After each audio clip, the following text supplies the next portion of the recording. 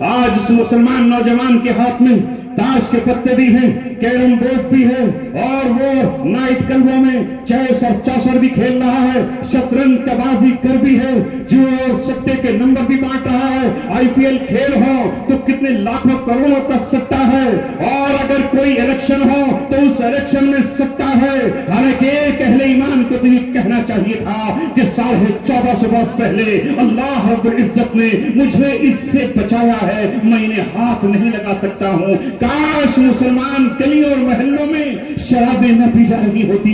آج شراب کے جام ہیں، شراب کے مٹکے ہیں، شراب کی پڑیے ہیں، ہاں تک کہ مسلمان نوجوان جیل کی سلاخوں میں جہاں ماں بھیک مانگ کر اس کی ملاقات پر پیسے جمع کرتی ہے، جہاں اس کی بیوی دوسروں کے گھروں میں جھاڑو لگا کر پوچھا کر کر سیڑھیاں صاف کر کے اپنے شوہر کے جیل میں رہنے کا انتظامات کرتی ہے، وہ جیل کی سلاخوں میں بھی اسمیک پی رہا ہے، جیل کی سلاخوں میں بھی وہ نشہ کر رہا ہے، اور ذرا سی تمباکو کے پتے کے لیے اپنی جان بھی گنوا رہا ہے اور جان لے رہا ہے۔ یہ ہے آج کا مسلمان۔ شکوہ کسی اور سے نہیں، اپنے سے کرو۔ اس کے بالمقابل ہمارے یہ بچے ہیں جنہیں اللہ تبارک و تعالیٰ نے وہ زبان دی ہے، اگر ان کی زبان پر قرآن عربی آتی ہے تو الحمدللہ ان استادوں نے محنت کی ہے۔ کاش یہ محنت ہوتی رہے تو یہ انگریزی بولنے پر قادر ہیں، اور یہ مت سمجھنا کہ یہ انگریزی پڑھانا میرے نبی کی سنت نہیں ہے۔ حضرت زید بن ثابت کو جو کاتب وحی ہیں انہیں محمد صلی اللہ علیہ وسلم نے عبرانی اور سریانی زبان سیکھنے کا حکم دیا تاکہ پتہ چل سکے کہ تورات میں کیا لکھا ہے، تاکہ پتہ چل سکے کہ یہودی کیا کہہ رہے ہیں۔ معلوم یہ ہوا کہ یہ زبان سیکھ دوسری زبان بھی سیکھنا اسلام کے خلاف نہیں ہے، محمد صلی اللہ علیہ وسلم کی سیرت اور آپ کے طریقے کے خلاف نہیں ہے۔ آج کیا جب آپ یہ کہتے ہو کہ پوری دنیا میں تم امامت کے حقدار ہو، تمہاری سیادت تھی، برسہ برس کی اپنی تاریخ دہراتے ہو کہ ہماری تاریخ حیدرآباد یہ ہے، کرناٹک کی تاریخ یہ ہے، شیر میسور کی تاریخ یہ ہے، دلی کی لال قلعے کی تاریخ یہ ہے، اس ملک میں تاریخی پس منظر ہمارا یہ ہے۔ یہ بتاؤ تو صحیح، یہ محض تاریخ پڑھنے کے لیے ہے؟ موجودہ تاریخ تم پر مرثیہ لکھ رہی ہے، تمہاری کہانی بیان کر رہی ہے کہ ایک طرف بیٹیاں، ایک طرف مائیں، اس وجہ سے کہ ان کے گھر چولہے جلانے کے لیے نہیں ہے، ایک منافق جس کے دل میں زیغ ہے، بیماری ہے، مرض ہے، ان کی غریبی کا فائدہ اٹھا کر ان کی آبرو کا لٹیرا بن رہا ہے، اس لیے کہ ان کے پاس چولہا جلانے کے لیے نہیں ہے، بستر بچھانے کے لیے نہیں ہے، سردی کے اس موسم میں بدن چھپانے کے لیے نہیں ہے۔ اگر ہماری اس بے حیثی کی وجہ سے کسی کی آبرو لٹتی ہے تو اس کا ذمہ دار کوئی اور ہے یا ہم؟ یہ ہے ہماری آج کی تاریخ۔ 60 سال کا بوڑھا پاؤں رکشہ چلانے پر مجبور ہے، اور اس میں بیٹھنے والا مسافر امام بھی ہے، مؤذن بھی ہے، کسی مدرسے کا محتمم بھی ہے، کسی ٹرسٹ کا ٹرسٹی بھی ہے، اور وہ اس سے یہ نہیں پوچھنے کی جرات کرتا اے چچا جان یہ ہے اس بڑھاپے کی ہڈیوں میں پیر رکشہ کیوں چلاتے ہو؟ ٹھنڈ سے جسم کانپ رہا ہے، تمہاری کپ کپی بنی ہوئی ہے۔ ہاں حیدرآباد والوں تم ٹھنڈ کو نہیں جانو گے، یہ ٹھنڈ پوچھو دہلی والوں سے جہاں خون بھی کل ہی جم جایا کرتا ہے۔ کوئی پوچھنے تیار نہیں ہے، اگر وہ 50 روپے مانگ رہا ہے تو ہم اسے 40 یا 30 دینے کے لیے تیار نہیں ہے۔ کاش ہم پوچھ لیتے۔ محمد صلی اللہ علیہ وسلم نے ایک یتیم کو چند بچوں سے علیحدہ کھیلتے ہوئے دیکھا تو آپ نے کہا بیٹا تم ان بچوں کے ساتھ کیوں نہیں کھیل رہے ہو، تم ان سے جدا کیوں ہو، تم ان سے علیحدہ کیوں ہو؟ اس بچے نے مغموم آواز میں کہا، روتے ہوئے کہا ان کے باپ ہے جنہوں نے کھلونے دیے ہیں، کھیلنے کی چیزیں ان کو دی ہیں، میرا باپ موجود نہیں ہے، میں اپنا کھلونا اپنے پاس نہیں رکھتا، یہ بچے مجھے اپنے کھلونوں سے کھیلنے نہیں دیتے، اس لیے علیحدہ بیٹھے۔ کیا کیا رسول اللہ نے؟ چلے گئے ایسے؟ اللہ جانے گا، اللہ صبر دے گا، اللہ قیامت میں دے گا۔ اسی وقت اس بچے کو دو عالم کے تاجدار نے، جس کے لیے جنت خوشبوؤں سے سجائی گئی ہے، ہاں ان کی تعریف کرو، یہ بھی عبادت ہے، لیکن وہ جو اپنا طریقہ اور اپنا وتیرہ اور اپنی سنت اور اس دنیا کے لیے رہنمائی چھوڑ کر گئے ہیں اس پر چلو۔ یہ مت دیکھو کہ کون چلتا نہیں، اس بچے کو اٹھایا، اپنی باہوں میں لیا، کاندھے پر بٹھایا، گھر جا کر حضرت عائشہ سے غسل کرایا، حسن یا حسین کے کپڑے پہنائے، اور آج شاہ کائنات۔ ہم تو لفظوں میں ہی الجھ گئے، اس پر بھی اعتراض ہو جائے گا کچھ لوگوں کو کہ شہنشاہ کیوں کہہ دیا، بس لفظ ڈھونڈتے رہو۔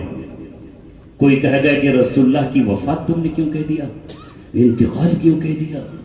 ارے ان پڑھ، ارے نادان، اللہ تبارک و تعالیٰ کے یہاں نیت اور معنی دیکھے جاتے ہیں۔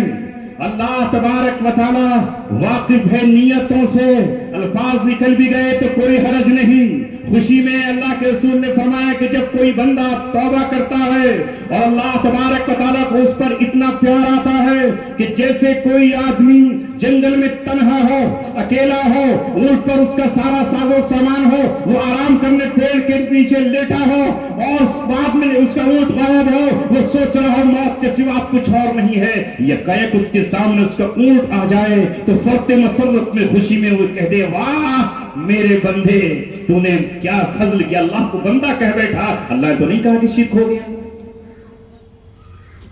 وہ فرط مسرت میں، جوش میں، وجد میں بات نکل گئی، یہاں سے کفر لازم نہیں آتا۔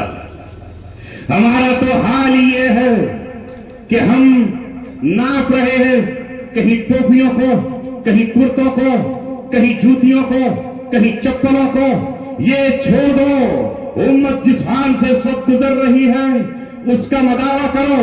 میں نے عرض کیا کہ رکشہ والے سے پوچھ رہے تھے کہ آپ رکشہ کیوں چلا رہے ہیں، وہ جواب دیتا کہ بیٹا نہیں ہے، 3 جوان بیٹیاں ہیں، آخر ان کا پیٹ کہاں سے بھرے؟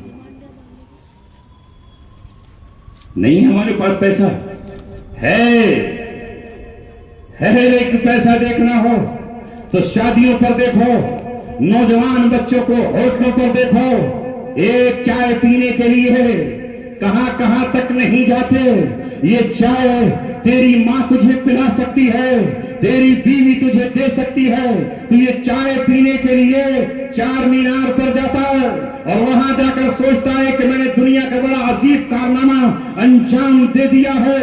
اس چائے میں تیری ماں کی ممتا نہیں ہوگی، بیوی کی محبت کا طوفان اور جذبات نہیں ہوں گے، تیری بٹیا جو چائے بنا کر لائے گی وہ نورانیت اور وہ کیفیت نہیں ہوگی۔ کیا ہو گیا ہے اس امت کو کہ وہ ہوٹلوں کی عادی ہو چکی ہے اور اپنے گھر میں کھانے کو پسند نہیں کرتی ہے۔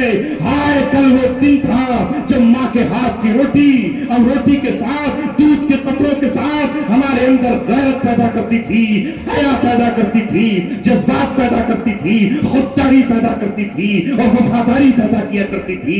آج سب کچھ ہم سے رخصت ہو گیا ہے۔ میں آپ سے کہتا ہوں کہ آپ کسی رکشہ والے کی رکشہ پر بیٹھو، میٹر سے 200 روپے ہوئے، تم اپنے اللہ کو حاضر ناظر جانتے ہوئے 200 روپے نہیں 205 دے کر آؤ، 210 دے کر آؤ۔ خدا کی قسم وہ بندہ دل سے آپ کو یاد رکھے گا اور اس کی زبان سے اگر کوئی دعا تمہارے لیے خیر کی نکل گئی تو آسمان کو چیرتی ہوئی تمہاری کامیابی کا ذریعہ بن جائے۔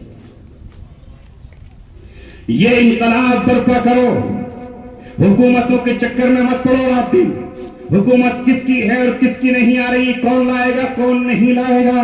احکم الحاکمین میرا رب ہے، جسے چاہے تخت شاہی پر بٹھائے اور جسے تخت شاہی سے اتار کر جلا وطنی کی زندگی پر مجبور کر دے۔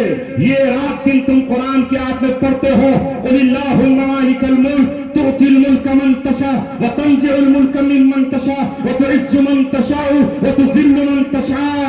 اے اللہ بادشاہ کے ملک کے مالک آپ ہیں، بادشاہت آپ کی ہے، سلطنت آپ کی ہے، حکومت آپ کی ہے، قوت اور طاقت آپ کی ہے۔ آپ جسے چاہے بادشاہت عطا کر دے اور آپ جس سے چاہے بادشاہت چھین لے۔ یہ دنیا میں انقلاب کا آنا محض یوں ہی نہیں ہے، کسی کا تخت پر بیٹھ جانا اور کسی کا تخت چھوڑ کر کے اپنی جان کے لیے کسی ملک سے بھیک کی گہار لگانا، یہ اللہ تبارک و تعالیٰ کی طرف سے انقلاب اور پیغام ہے تمام دنیا کے ڈکٹیٹروں کے لیے، تمام دنیا کے جابروں کے لیے، تمام مظلوموں کے لیے۔ اللہ جب چاہے جسے چاہے جیل کی सलाखों से बाहर करे। यही तो कुरान है जो सूरह यूसुफ में बयान करता है कि एक वक्त वो है जब मिस्र के हुक्मरान यूसुफ अलैहिस्सलाम को जेल की सलाखों में भेजते हैं और फिर वही हुक्मरान जेल की सलाखों से बाहर आने का परवाना देते हैं। यह है अल्लाह तबारक व तआला। तुम अपना काम करते चले जाओ।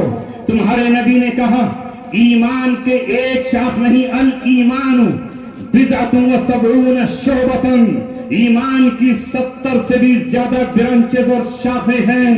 आला ला इलाहा इल्लल्लाह, सबसे आला सबसे अफजल तो ये है कि इस कायनात में इबादत के लायक सिर्फ अल्लाह की जात है। ये आला बात है, ये तो हमने इकरार कर ही लिया है, इसके तो हम इकरारी हैं। वअदनाहा इमाततुल अज़ा अनित तरीक, रास्ते से किसी तकलीफ दे चीज को हटा दो, ये भी ईमान है। तो रास्ते में डाल दो, ये ईमान के खिलाफ है। और हमारे यहाँ क्या है, अगर 2 मंजिला इमारत है तो छत से फेंक दो। वो इस्लाम जो तहारत को सबसे आला और आधा ईमान करार देता है। ये उलमा बैठे हैं, ये जो किताब पढ़ने बैठते हैं तो उसमें सबसे पहला बाब, सबसे पहला चैप्टर किताब तहारत है। लेकिन हम तहारत से नाआशना और तहारत से दूर। हमारे यहां वुजू ना हो तो तयम्मुम, गुस्ल, शराई, कितने उसके फराइज, ये सब हमारे यहां मौजूद। कितना अहम मकाम तहारत का, मगर हमने आज उसे पसमंजर में डाल दिया। अल्लाह नज़ीफुन व युहिब्बुन नज़ाफ़ा, अल्लाह साफ सुथरा है और नजाफत को पसंद करता है। अगर चाहता है एक मुसलमान महबूब होना, छोड़ो किसी और का महबूब होना, तो अल्लाह तबारक व तआला कह रहा है इन्नल्लाह युहिब्बुत तव्वाबीन व युहिब्बुल मुतत्तहिरीन। अल्लाह तबारक व तआला मोहब्बत करता है तौबा करने वालों से और पाक रहने वालों से। नहीं चाहिए अल्लाह की मोहब्बत? क्या क्या मैं आपके सामने बताऊं। अल्लाह मोहब्बत करता है, अल्लाह युहिब्बुल मुहसिनीन, एहसान करने वालों से अल्लाह ताला मोहब्बत करता। तो मैं याद कर रहा था कि इन बच्चों को जरा सी अंग्रेजी जबान पर मेहनत की है, उसने कैसी अंग्रेजी पढ़ी। ऐसा नहीं है कि देहात में रहने वाली मां अपने बच्चे को बसलाहियत नहीं जन रही है। रब्बे दो जहां की कसम, इस दुनिया में सबसे ज्यादा तालीम याफ्ता, जिसके इल्म के सामने सारे इल्म के चिराग बुझ गए, वो दो आलम का ताजदार है, जिसने माजी की खबर दी, जिसने हाल से आगाह किया, जिसने मुस्तकबिल की पल पल की खबर हमें दे दी। वो किसी कसर में पैदा नहीं हुआ, वो ताइफ के किसी रईस के यहाँ नहीं, वो किसरा के घर में नहीं, वो कैसर के घर में नहीं, वो वलीद बिन मुगीरा के घर में नहीं, उमय्या बिन खलफ के घर में नहीं, वो अब्दुल्लाह के घर में पैदा हुआ और आमिना की झोपड़ी में अल्लाह तबारक व तआला ने उसको भेजा। शर्त यह है कि तुम इन बच्चों की परवरिश करो और इनकी हिफाजत करो। ये तुम्हारे मुल्क की और तकदीर बदलने वाले हैं। कौमों की तकदीरें बदल जाया करती हैं।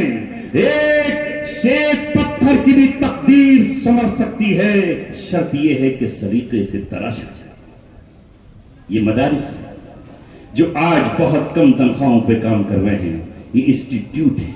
अगर कोई कोचिंग सेंटर हमें महबूब है तो इससे भी मोहब्बत करने लगे। इन बच्चों के पास जाएं जिनमें कुर्बानी का जज्बा है, वफा का जज्बा है, प्यार का जज्बा है, जहां एहतराम है, अज़मत है, उस्ताद का अदब है, मेहमानों का इकराम है, ज़ियाफत है। दुनिया में कौन सा आपको ऐसा तबका मिलेगा जो मेहमान की जूतियां सीधी करता हो? अगर वो हाथ धोए तो तौलिया लिए खड़ा हो, अगर वो गुस्ल खाने में जाए तो बाल्टियां रख रहा हो।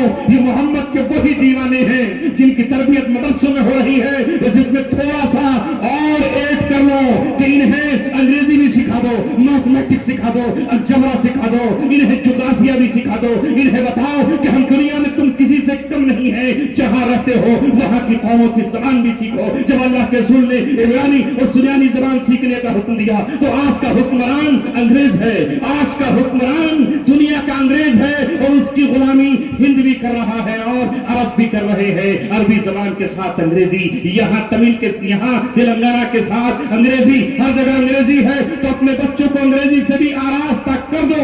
حکمراں کی اگر وہ زبان ہے تو تمہیں سیکھنے میں کون سا عار ہے؟ جب وہ آفس میں جائے تو عربی میں نہیں انگریزی میں بات کرے. جب وہ کسی پولیس والے سے بات کرے تو اردو میں یا ہندی میں نہیں بلکہ وہ انگریزی میں بات کرے، تاکہ اسے یہ پتہ چل سکے کہ یہ دنیا کی ذلیل ترین قوم نہیں ہے، یہ بھی اعلیٰ درجے کی قوم ہے. اور یہ میں اپنی طرف سے نہیں کہہ رہا. کبھی کہو کہ تم نے اپنی باتیں لگا دی.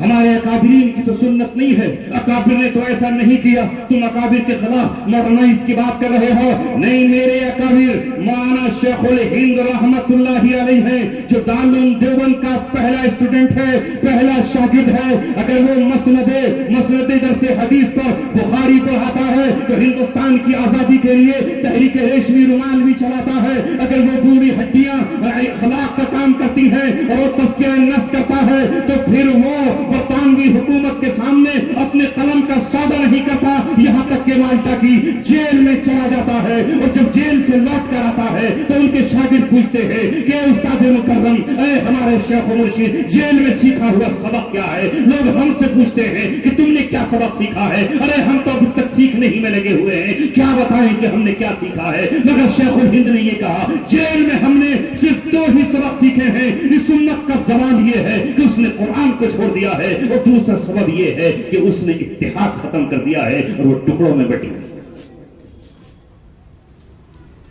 قرآن سے جڑ جاؤ، قرآن خود آپ کو ایک دوسرے سے جوڑ دے گا، اتحاد پیدا ہو جائے.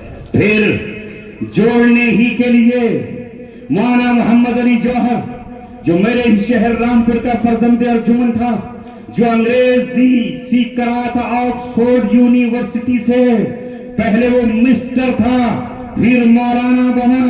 احساس کمتری کا شکار مت ہو. اگر تم ڈاکٹر ہو تو عالم بن سکتے ہو، اگر عالم ہو تو ڈاکٹر بھی بن سکتے ہو، تم انجینئر بھی بن سکتے ہو. تو ہنادا چند کلیوں پر قناعت کر گیا، ورنہ گلشن میں علاج تنگیے داما بھی ہے. اے بچوں، نوجوانوں، آگے بڑھو، مگر اس کا ایک ہی سبق ہے، ایک ہی درس ہے. اس موبائل کو پھینکنا بھی نہیں ہے، اس کے بس غلط استعمال سے بچ جانا ہے. اس میں جو بے حیا تصویریں ہیں ان سے آنکھیں بند کر لینا ہے، اور اس میں جو فضول کی باتیں ہیں ان کو ٹچ نہیں کرنا ہے. یہ موبائل علم کا ذریعہ بھی ہے، یہ صنعت بھی ہے، یہ حرفت بھی ہے، یہ بہت فائدے مند بھی ہے، نقصان دہ چیز بھی ہے. یہ ایسی دودھائی تلوار ہے، اگر اسے اپنی طرف چلایا تو ہلاک کر ڈالے گی، اور اگر آپ نے دفاع میں استعمال کیا تو شیر سے بھی تمہیں بچانے کے لیے کافی ہے. اس کا صحیح استعمال اگر تم نے سیکھ لیا تو انشاءاللہ ایک دن وہ آئے گا کہ دبئی میں تمہاری قدر ہوگی، امریکہ تمہیں آواز اور دعوت دے رہا ہوگا.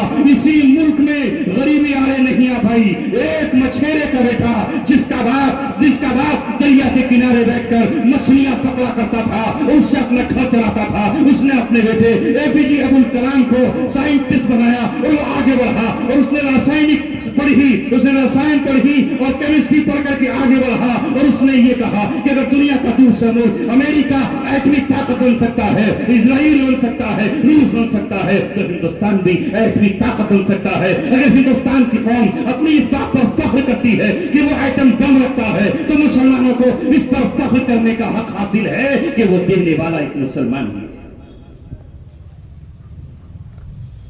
آپ علم کے چراغ جلاتے چلے جائیے، پھر دیکھیے یہ ہمارے بچے کہاں سے کہاں پہنچتے ہیں. یہ موبائل ہتھیار بھی ہے کسی دشمن کا، وہ آپ کو ہلاک بھی کر سکتا ہے.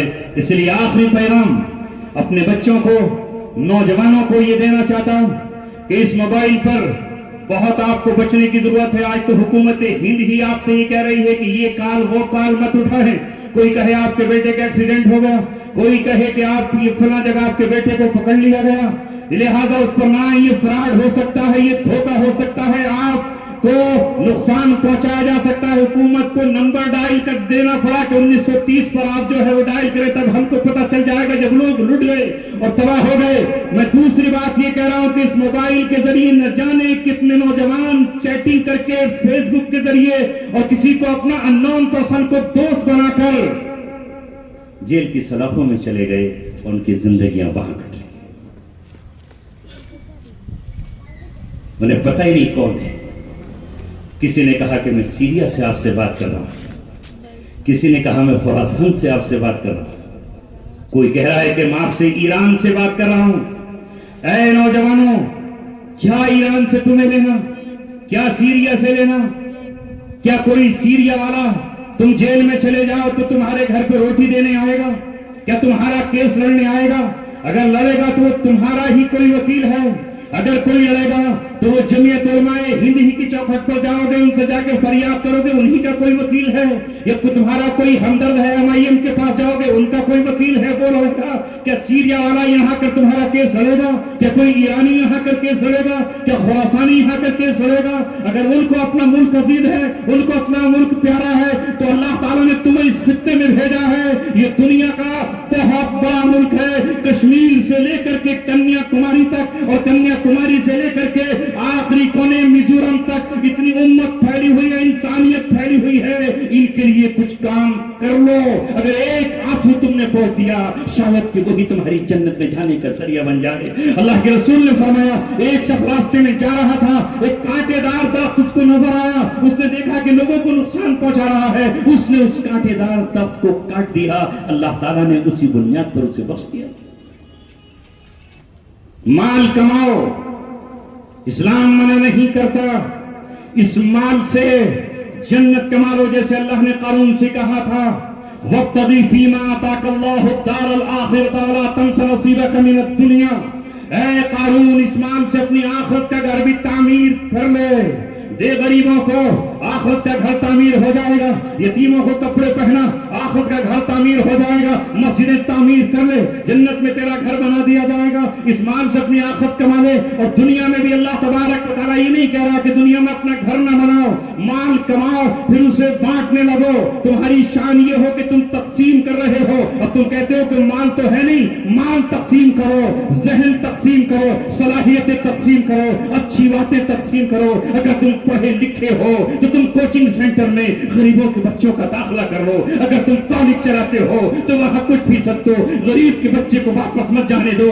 امیر تو پڑھا لے گا، وہ تو دہرادون پڑھا سکتا ہے، وہ MIM کے اسپتالوں میں یا میڈیکل کالج میں پڑھا سکتا ہے۔ میں کہتا ہوں کہ اگر 10 لوگ مل جائیں مالدار اور محض 10 لاکھ روپے کسی ایک غریب بچے کو دے دیں جو انٹر کے بعد میڈیکل میں جانا چاہتا تھا، تو رشیا کے بہت سارے ملک ہیں جہاں 40 لاکھ میں ایک ڈاکٹر بن جائے۔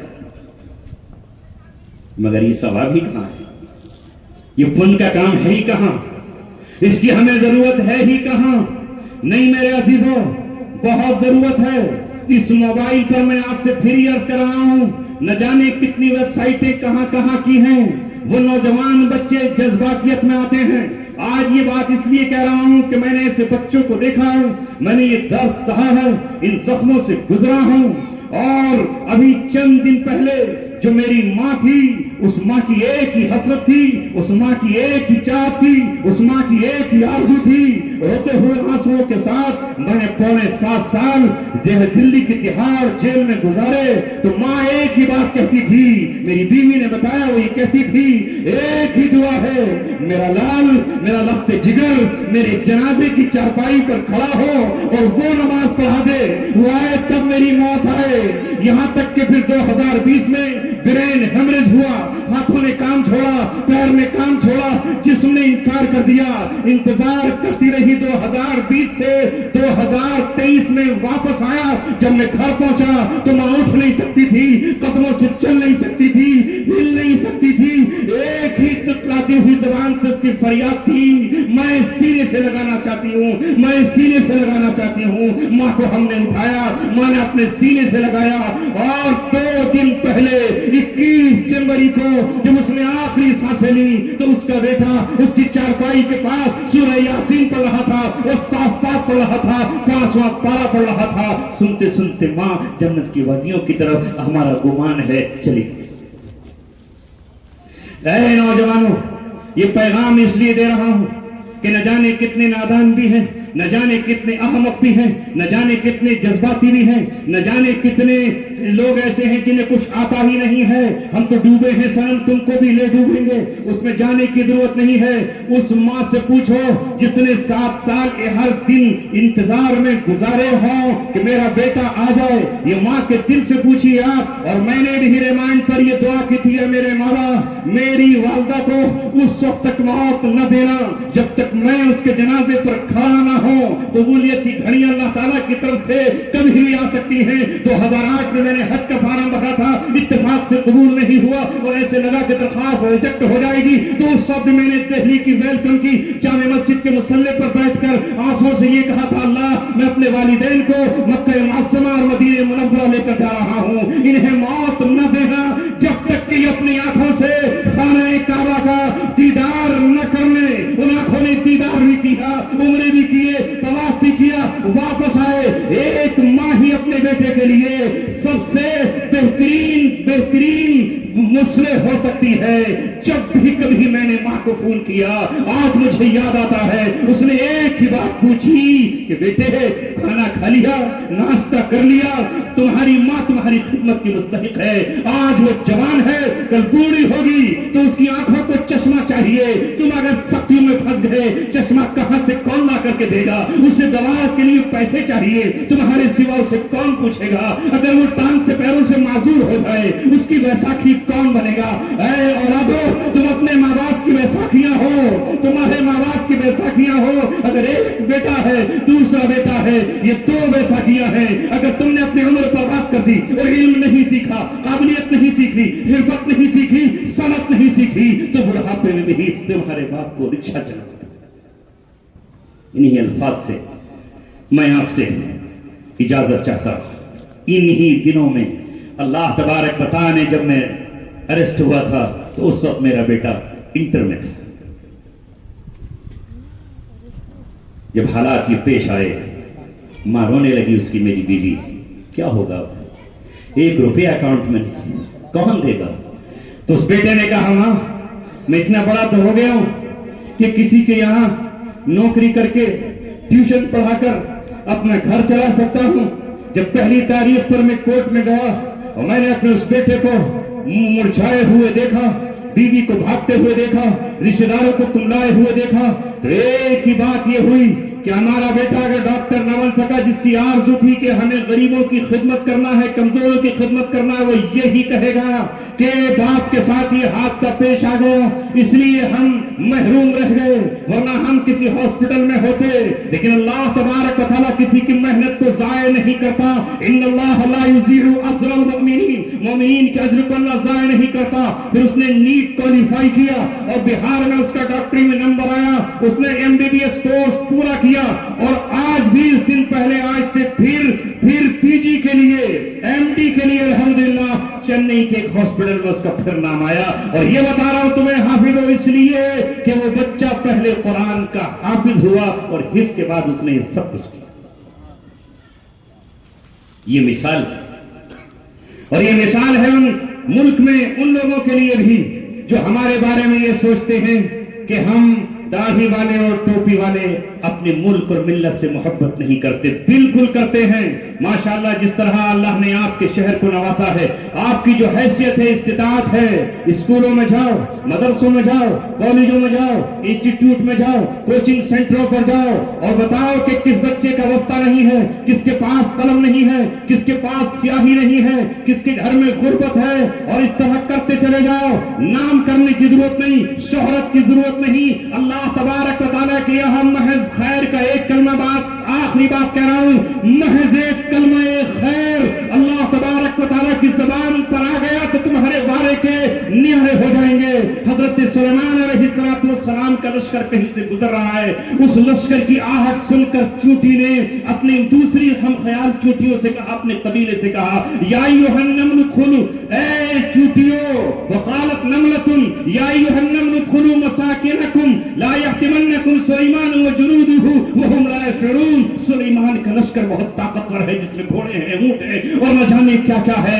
کہیں ایسا نہ ہو کہ بے شعوری میں وہ تمہیں کچل ڈالے، دلوں میں داخل दाखिल हो जाओ। ये जुमला जमीन पर कहा गया और अल्लाह ताला ने सुलेमान अलैहिस्सलाम को चोटी का ये कौल सुनवाया। फतबस्समा ज़ाहिकन, इसे सुन के वो हंसने लगे। आसमानों पर अल्लाह ने उस चोटी की आवाज सुनी। मैं और आप चोटी की आवाज नहीं सुन सकते जब तक कि वो कहन में दाखिल ना हो जाए।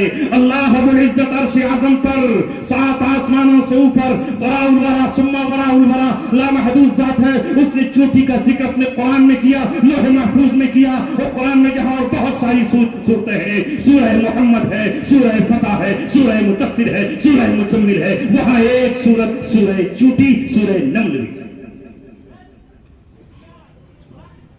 एक जुमला भी मिल्लत के लिए, अपने कबीले के लिए, कौम के लिए, इंसानियत के लिए कह दो, अल्लाह के यहाँ वो भी आएगा नहीं जाएगा। ये जाए कि आप कोई बड़ा काम करो।